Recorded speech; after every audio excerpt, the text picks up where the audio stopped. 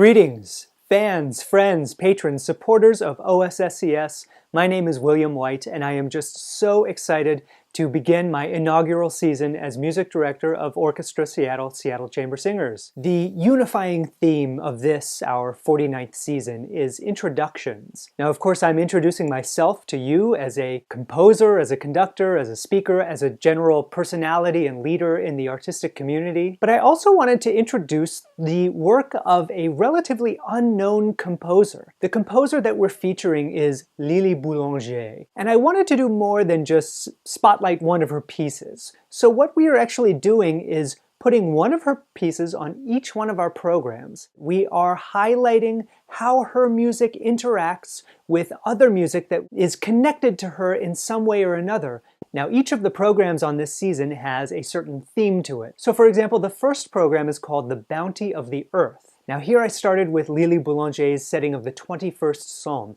La terre appartient à l'Éternel. The earth belongs to the Eternal One.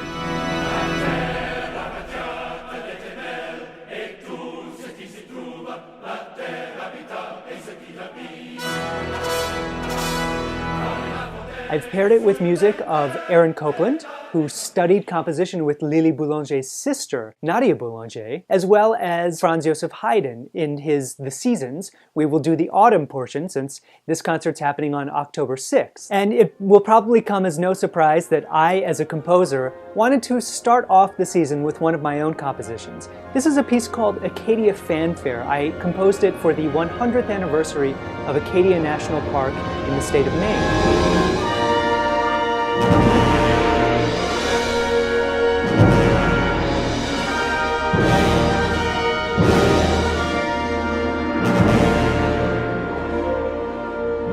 Now, our second concert follows barely a month after on Saturday, November 3rd, which is a mere few days before the 100th anniversary of the armistice that ended World War I. So we've chosen music that looks at World War I through the ears of the composers who lived it. We have music, once again, by Lili Boulanger, a piece that she composed called Pour les funérailles d'un soldat, for the funeral of a soldier. This piece is written in 1913, so we are in the lead-up to World War I. Then we have music by Paul Hindemith.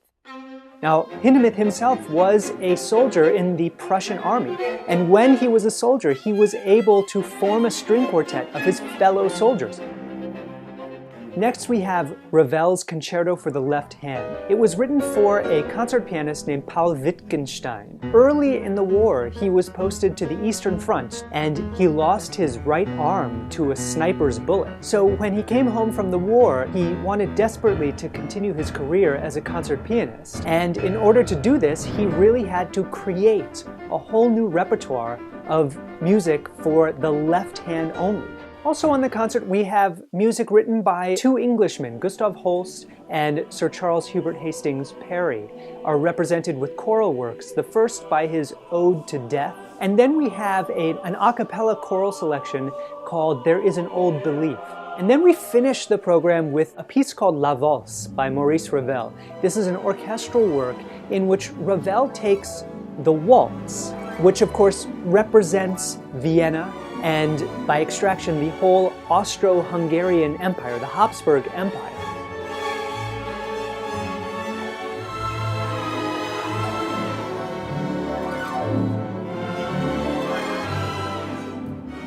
The third program is OSSCS's annual production of The Messiah. We will give two performances, December 15th and 16th. This is a piece that has really defined OSSCS in the past, and yet it's something that we will try to reinvigorate, to bring a freshness and an appeal that brings it to life once again. On Saturday, February 9th, we will present a concert called Symphonies of Psalms. And this is a concert that is going to span 400 years of music. We are going to go back to some music from the early Baroque by Heinrich Schütz. And we will have music as up-to-date as possible, music by Carolyn Shaw, who was the winner of the 2013 Pulitzer Prize for Music. The anchor of this concert is, not surprisingly, Igor Stravinsky's Symphony of Psalms. It's a very intriguing work.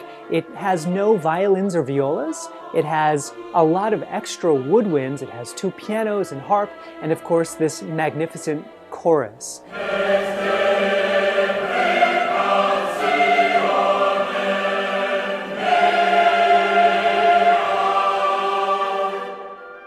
On the second half of the program, we present two works from the late 19th and early 20th centuries, Dvorak's setting of the 149th Psalm and Lili Boulanger's setting of the 129th Psalm, as well as one of my own pieces, a work for chorus and orchestra. It's a setting of Psalm 46 that I composed in 2011. I am re-orchestrating it, or sort of newly orchestrating it for this performance. It's going to get the full, lush orchestral treatment. I'm really looking forward to presenting that piece to you in this new version.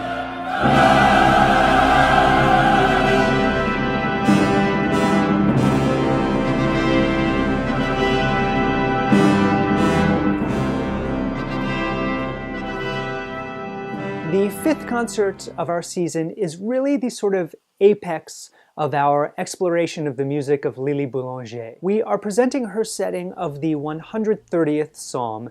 It's called Du fond de l'abîme, Out of the Depths. This is a remarkable piece of music. You know, one thing that's amazing about her music that she wrote only up to the age of 24, which is when she so tragically died, is that somehow she was able to combine all of the major strains of music that were happening in Europe in the early 20th century. The sensuality of the Russian composers like Stravinsky and Rachmaninoff and Rimsky-Korsakov, the impressionism of Debussy and Ravel, the bold new directions of Arnold Schoenberg and Gustav Mahler and Richard Strauss in Vienna. Somehow she combines it all, and never more so than in this piece, the Du fond de l'abîme.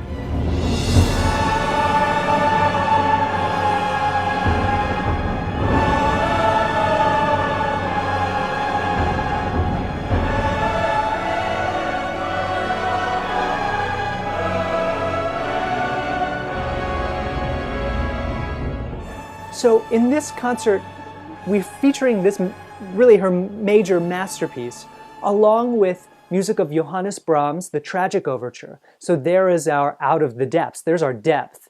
And then the Symphony in D minor by Franck. This is a piece that goes from tragedy to triumph. It's one of these symphonies in the mold of Beethoven's Ninth Symphony or the Fifth Symphony, where we're starting in the darkest minor and ending in a blaze of glory in D major. Our final concert of the regular season is called Spring Symphony. So this is all music written for springtime, for things in flower and in bloom. We began with one of Lili Boulanger's last works, an orchestral piece called D'un matin de printemps. And then we are going to feature a very intriguing work by Johannes Brahms, his Opus 17. It's for the very unusual combination of women's choir, 2 French horns, and harp. Then we will follow that by a cantata, the 31st cantata of Johann Sebastian Bach. This one is called Der Himmel lacht. The heavens are laughing. And it's an Easter cantata. It's a very bright piece. You'll hear the chorus sort of laughing in a very sprightly kind of mood. And on the second half of the concert, we feature Robert Schumann's Spring Symphony. I think that the whole season, you know, I am trying to introduce you not only to the work of Lili Boulanger on a rather deep level, but I'm guessing that there will be a number of works that will be new favorites for you, music that you haven't heard before, and then introducing familiar works with new performers, new singers, and of course with a new conductor. So again, I very much hope that you will subscribe to this season or come to any of our concerts. We would love to see you there, and I personally would love it if you would come introduce yourself to me as I present this season of introductions.